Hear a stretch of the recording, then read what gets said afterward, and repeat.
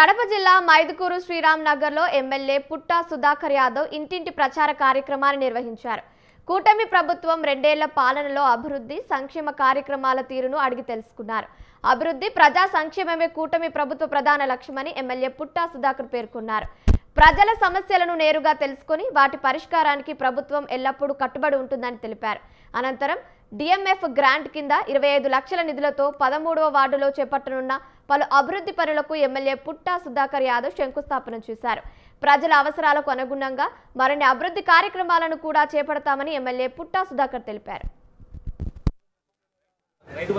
మన ప్రభుత్వం వచ్చి ఈరోజు చెప్పినటువంటి హామీలను ప్రతి ఒక్కటి నెరవేర్చుకుంటూ తల్లికి వందనం అంటే ఎంతమంది ఇంట్లో ఉంటే అంతమందికి ఇస్తూ ఇదే పథకాల కింద పింఛన్ కానీ అదే దీపం పథకం కానీ స్త్రీశక్తి పథకం కానీ ఇవన్నీ పథకాలన్నీ ఈ పాంప్లెట్ రూపంలో ప్రతి కార్యకర్త డోర్ టు డోర్ ఇవ్వాలని చెప్పి కార్యకర్తలకు అందరూ తెలియజేస్తున్నా. అదే రకంగా ఎందుకంటే ఒకరే 45 రోజులు తిరగాలంటే కాదు, ఏ గ్రామంలో ఉన్నటువంటి ఆ గ్రామంలో ఒక 2 రోజులు తిరిగితే ఒక గ్రామం అయిపోతుంది.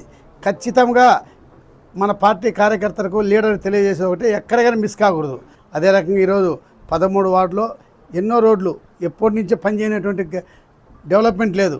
ఈ వార్డులో ఈరోజు ఇప్పుడు వస్తే ప్రతి గ్రామం ప్రతి ఇంటికాడిపోయినా కూడా ఈ వార్డులో బ్రహ్మాండ అభివృద్ధి అయింది, కంప్లీట్ అని చెప్తాను. ఇంతకుముందు రోడ్లు లేవు, డ్రైనేజీలు లేవు, ఇవన్నీ ఈరోజు సుమారు నెరవేర్చడం జరిగింది. ఇదే రకంగా ఈరోజు డిపిఆర్ కూడా తయారు చేయమని గవర్నమెంట్ నుంచి ఇన్స్ట్రక్షన్ వచ్చింది. మైదుకూరులో టోటల్ ఎంత కావాలి, అన్ని రోడ్లు డ్రైనేజీకి ఎంత కావాలని చెప్పి ఒక